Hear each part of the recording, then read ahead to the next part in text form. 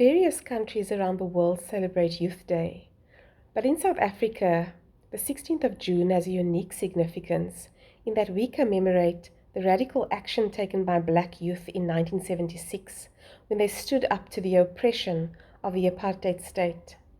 We especially remember a young man by the name of Hector Peterson, who lost his life in the Soweto uprising. But while we commemorate his tragic death, a young life taken too soon, we also celebrate the power, the spirit, and the resilience of our youth today.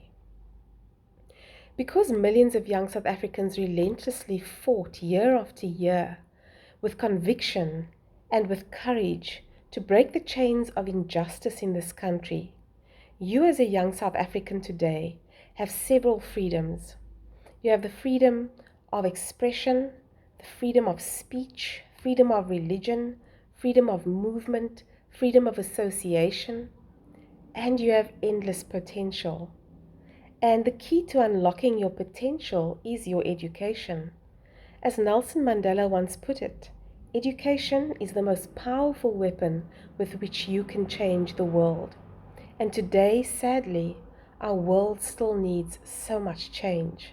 And our world needs you, young people, who will act with courage and conviction for the future of South Africa and the future of the nations around the world.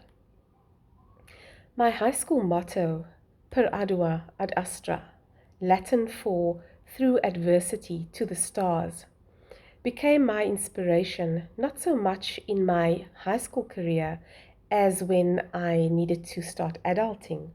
When I finished high school and there were no funds for a tertiary education, when I failed to obtain bursaries for the courses I wanted to study, when I had to choose a different path of study because of the financial constraints on my family, when I failed courses and I had to sup, which I am sure some of you can relate to, when I failed my driver's license test twice before succeeding, and when I went for job interviews that I was unsuccessful in.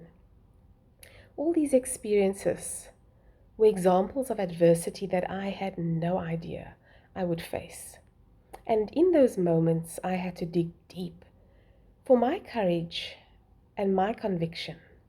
My courage to face the challenges head on, and my conviction that I was worth the fight. It was this self-belief that drove me to keep going, to keep pursuing my future, even at times when my future looked pretty bleak, when the situation was terribly uncertain and I had no idea which path to take. I believed in me. I encourage you today to believe in you and to see every minute and every hour that you put into your studies or your learning in your internship as long-term investments in yourself, the dividends of which you will reap in both the short term and the long term. You may well be facing challenges right now. Perhaps they're the same as everyone else, or they're unique challenges of your own. But these are all part of your story that is unfolding.